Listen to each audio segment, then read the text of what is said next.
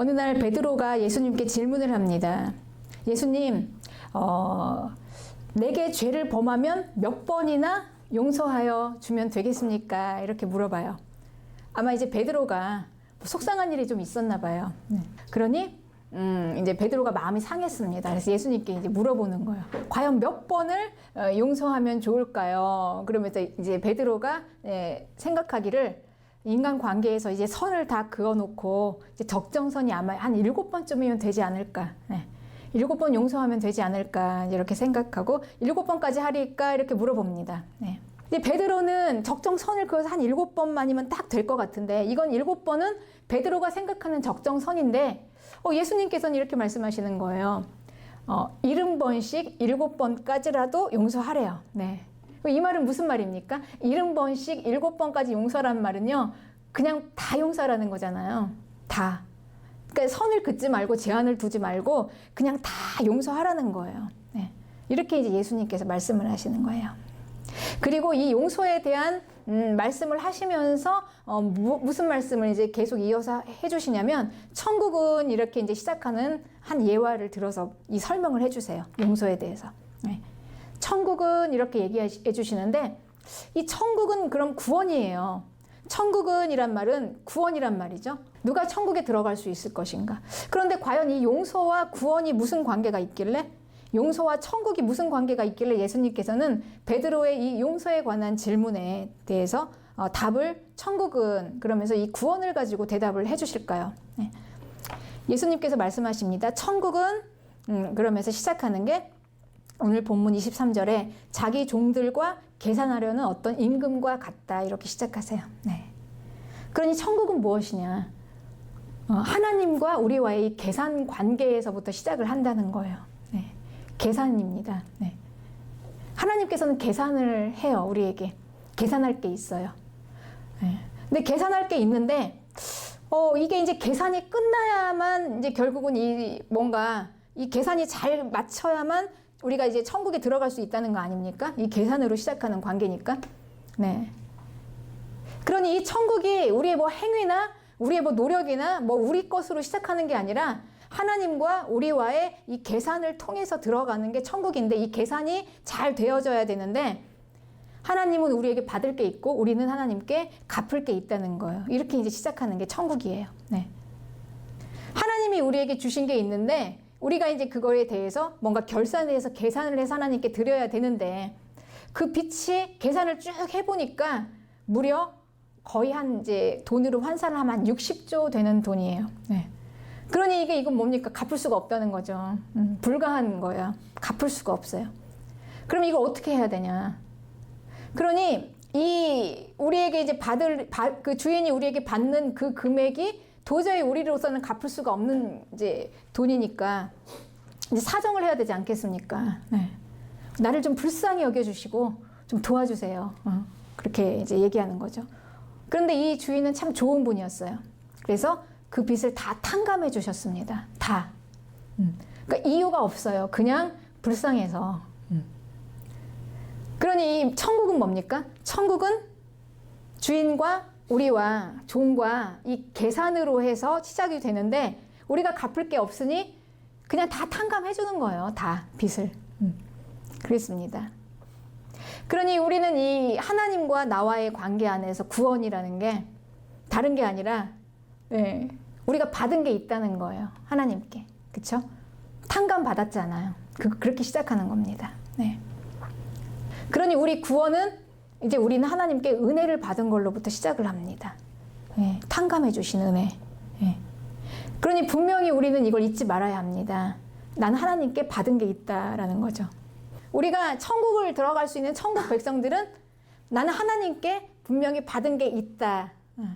그러니 그게 무엇입니까? 은혜죠.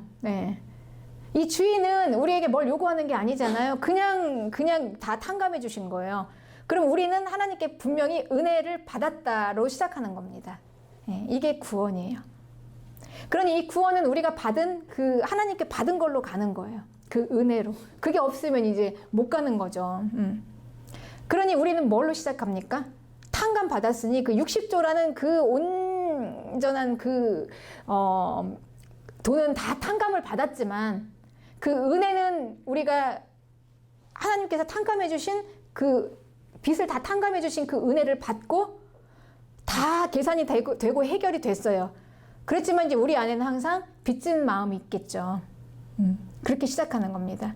어떻습니까? 여러분 이렇게 시작하고 계십니까? 구원에 대해서? 내가 구원받았다는 거에 대해서 이렇게 시작하는 거예요.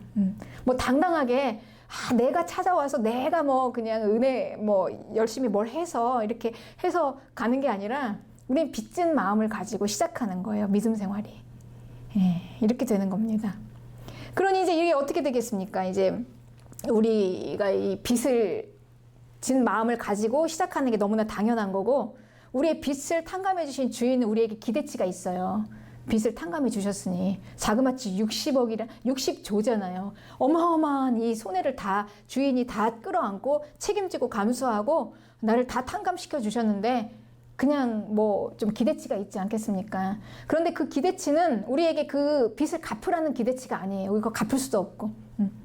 그러니까 내가 받은 은혜를 갚으면서 뭔가를 해라라는 게 아니라 그 은혜 받은 그 빚진 자의 마음이면 어떻게 살아갈까라는 기대치가 있을 거 아니냐고요. 네. 그러니 이 은혜, 이 빚을 탕감받은 자와 빚을 탕감받지 못한 자는 그 하나님 앞에서 서 있는 태도가 다르겠지 않겠습니까? 내가 60조 원을 탕감받았고 60조를 탕감받지 않은 자가 어떻게 똑같을 수가 있어요. 그러니 주인의 기대치는 이제 그거를 바라보면서 우리를 보는 거예요. 과연 60조를 탕감받은 저 은혜를 받았다는 저 사람은 어떻게 살아갈까? 60조를 탕감받지 않은 사람에게야 뭐 기대할 게 없습니다. 주님은, 그쵸? 주인은. 이제 이렇게 이제 보는 거죠. 그러니 이제 정말 빚진 자인가? 그렇습니다.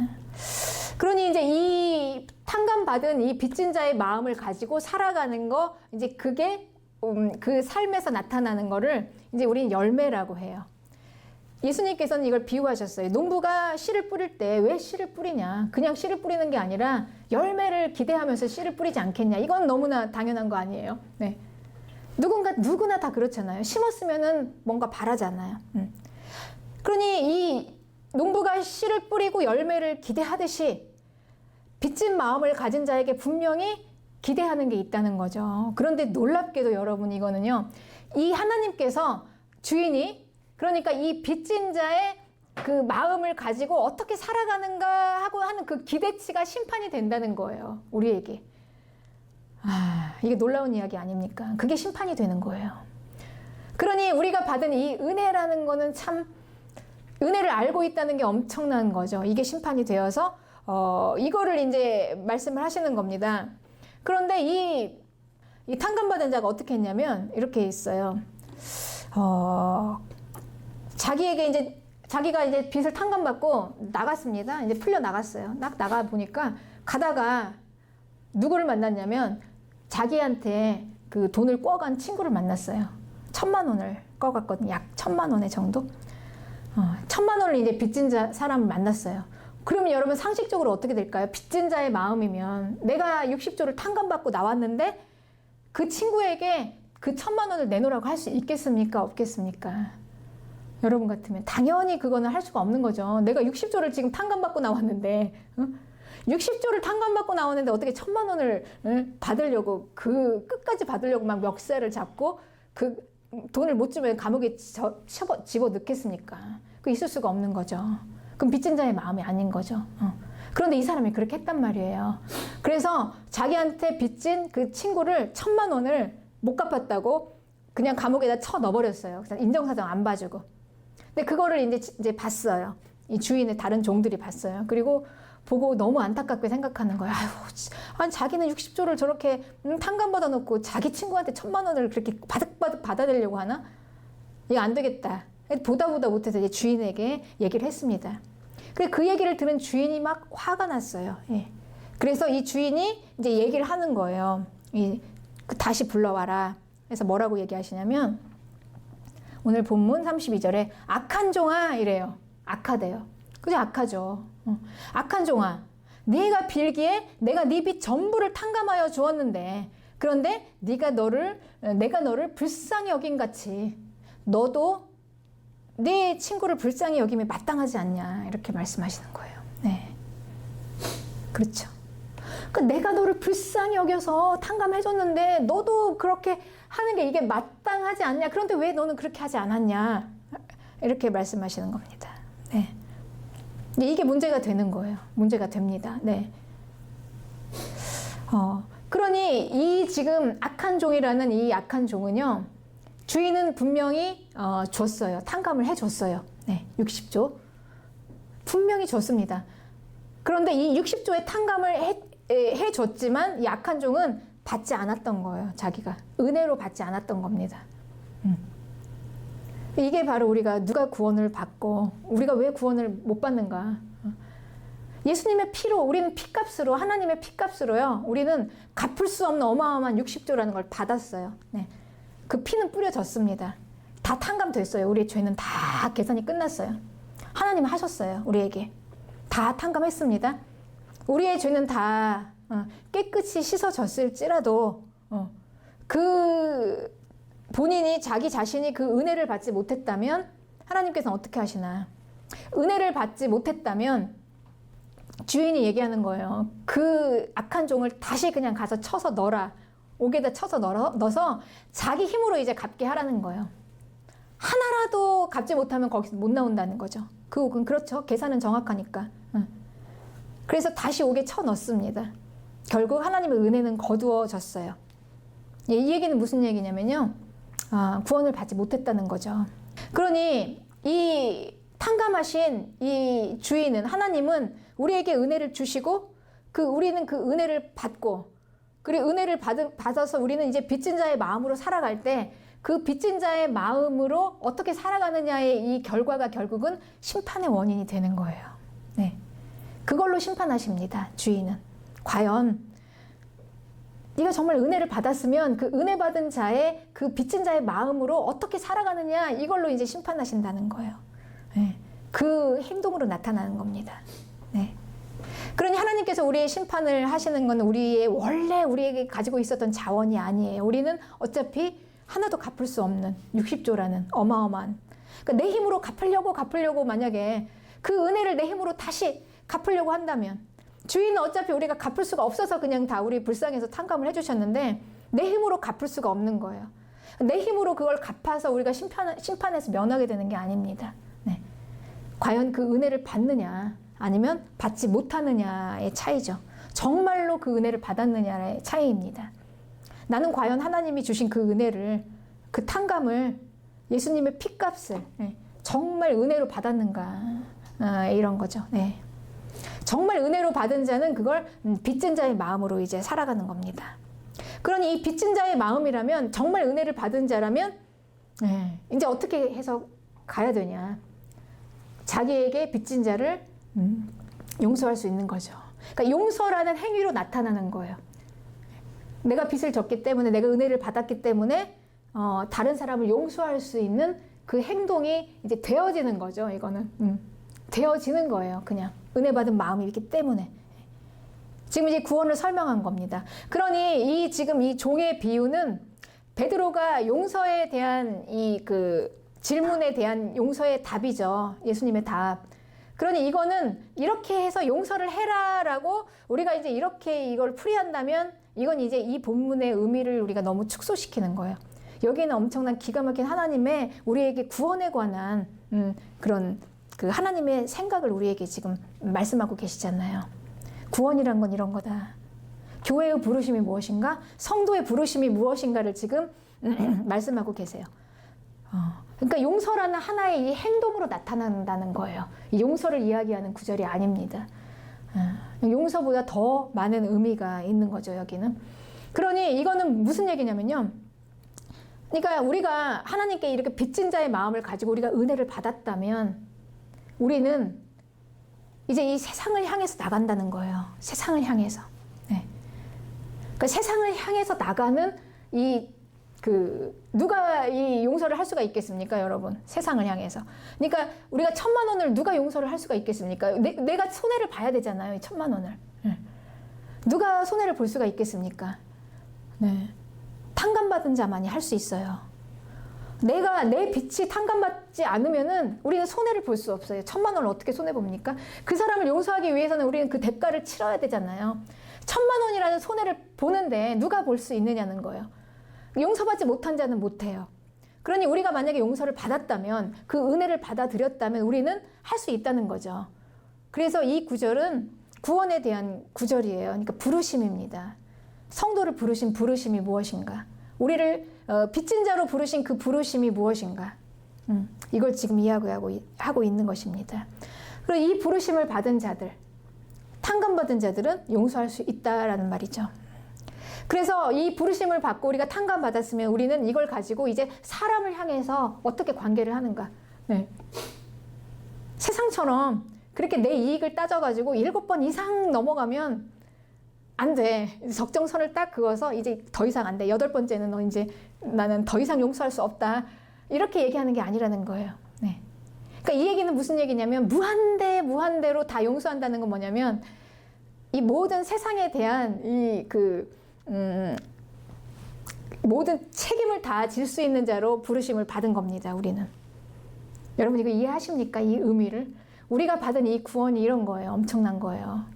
그러니 그냥 단순히 나 하나 구원받고 나 하나 잘 살고 내 문제 해결하면서 그냥 뭐 그 빚을 1,000만 원을 받았네 못 받았네 그냥 왜 이 1,000만 원을 친구가 안 갚아 이러면서 이것 때문에 우리가 그냥 죽기 살기로 할 사람들이 아니라는 거예요. 우리는 엄청난 걸 받았잖아요. 우리는 60조를 탕감받았잖아요. 예. 내 생명을 구원받지 않았습니까?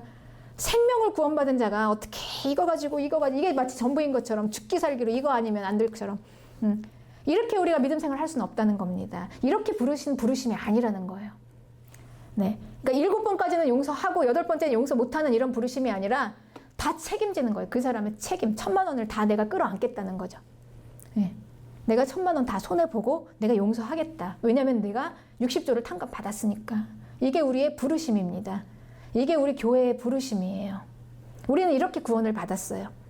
그리고 하나님께서는 구원받은 자에 대한 이 빚진 마음을 가지고 그가 과연 빚진 자에 대한 기대치가 무엇인가? 나에 대해서 잘못한 사람, 즉 내가 책임을 져야 될 그 책임을 내가 다 지고 내가 다 끌어안겠습니다. 세상을 향한 책임입니다. 이게 우리의 부르심이에요, 여러분. 이게 우리의 이제 구원입니다. 그러니 이거는 율법적으로 용서하라라는 말이 아닙니다. 그냥 되어지는 거예요, 용서가. 구원받은 자는. 빚진 자이기 때문에. 우리는 이렇게 하나님의 말씀을 지키는 겁니다. 해야 한다 해서 하는 게 아니에요. 네. 내가 빚졌기 때문에 이 빚진 자의 마음으로 용서하고 사랑하고 말씀 지키고 그 너무 감사하고 내 탕감해 주신 주인이 그 평생 은혜를 갚아가면서 물론 그분은 나에게 은혜를 갚으라고 하는 건 아니에요. 우리는 갚을 능력도 없어요. 그렇지만 이제 그런 마음으로 살아가는 그 행동으로 증명이 된다는 거죠. 이게 이제 우리의 부르심입니다. 그러니 우리는 이 부르심과 소명에 대한 이 말씀이에요. 네. 이게 결국 우리 성도라는 건 그래. 내가 예수님을 믿게 되었다는 거. 네. 내가 성도가 되었다는 거. 그리고 우리가 함께 교회를 이루었다는 거. 이건 소명이 있다는 겁니다. 여러분. 그러니까 단순히 그냥 내가 세상 사는 게 힘들어서 어떻게 전도받고 교회에 왔는데 이제 교회에 왔으니 나의 주 나의 하나님 그분이 되셨으니 이제 내 문제 나를 위해서 그리고 내 가정 물론 내 사업 온통 나 이렇게 살아갈 수는 없다는 거예요. 우리가 빚진 자의 마음이라면 60조를 탕감받았는데 이게 성도인 겁니다. 이게 교회이고. 네. 그래서 우리는 다 소명이 있는 자예요. 세상을 향한 책임이 있어요. 내가 빚을 졌으니까. 여러분 믿으십니까? 그리고 이게 우리의 부르심인 걸 여러분 다 공감하십니까? 우린 이렇게 부르심을 받았어요. 그러니 성도는 나 자신과 내 개인만을 위해서 살아갈 수 있는 우리가 은혜를 받았다면 정말 내가 받았다면 그래서 그렇게 할 수가 없다는 거죠. 네. 그래서 우리는 오늘 이 말씀을 통해서 이 말씀은 그냥 단순히 용서의 말씀이 아니라 우리의 소명에 대한 부르심의 말씀이에요. 그러니 이 말씀, 이 용서하지 않았던 이 종의 비유의 말씀을 들으면서 우리는 다시 한번 오늘 다시 세팅을 해야 돼요. 내 구원에 대해서. 하나님이 왜 나를 부르셨을까? 내가 왜 구원받았고 내가 어떻게 하다 이렇게 교회에 오게 되었을까? 내가 예수님 믿는 게 무엇일까? 다시 다 재정비를 하면 그건 나를 위한 게 아니고요. 소명을 위한 부르심입니다. 네. 뭔가 해야 할 일이 있다는 거죠. 빚을 졌으니까 은혜 받은 마음이라면 그거에 대한 결과 네. 있습니다. 우리는 분명히 해야 될 게 있어요. 이 소명에 대한 부르심은요. 처음에 이제 이스라엘의 부르심으로부터 시작해요. 이스라엘은 소명을 가지고 부르심을 받은 나라였어요. 여호와는 이스라엘을 출애굽기 19장 5절에 세계가 다 내게 속하였나니 너희가 내 말을 잘 듣고 내 언약을 지키면 너희는 모든 민족 중에서 내 소유가 되겠고 너희가 내게 대하여 제사장 나라가 되며 거룩한 백성이 되겠다 이렇게 말씀하셨어요. 여호와가. 그러니까 여호와께서 이스라엘과 처음으로 언약을 맺으신 곳이 시내산이에요. 나는 너의 하나님이고 너는 나의 백성이다. 이렇게 언약을 맺은 시내산의 언약에서 말씀하신 여호와의 그 언약의 내용이 이겁니다, 여러분. 근데 단순히 우리는 너는 나의 백성이고 나는 너의 하나님, 나는 너의 하나님 이것만 생각하면서 나의 하나님 이렇게 생각하잖아요. 그런데 이 시내산 언약의 구체적인 내용은 이거예요. 너는 제사장 나라라는 거예요. 제사장 나라. 내가 이렇게 너를 불렀다라는 거죠. 이스라엘에게. 그게 언약의 내용이에요. 그러니까 제사장의 나라이기 때문에 내가 너희의 하나님이 되어주시겠다는 거예요. 너희는 나의 것이니까. 그래서 제사장의 나라예요. 네.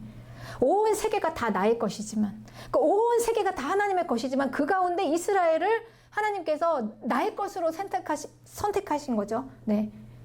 그리고 너희는 나의 백성이 되고 나는 너희 하나님이 된다. 왜냐하면 제사장의 나라니까. 그렇습니다. 그래서 거룩한 백성입니다. 제사장의 나라. 제사장은요 자기 자신을 위해서 사는 사람들이 아니에요. 그러니까 온 이스라엘, 그러니까 모든 백성들의 죄를 가지고 다 책임지고 자기가 마치 자기 것인 것처럼 다 짊어지고 하나님 앞으로 나가서 해결하는 사람이에요. 이게 제사장이었죠. 그게 제사장의 임명이었습니다.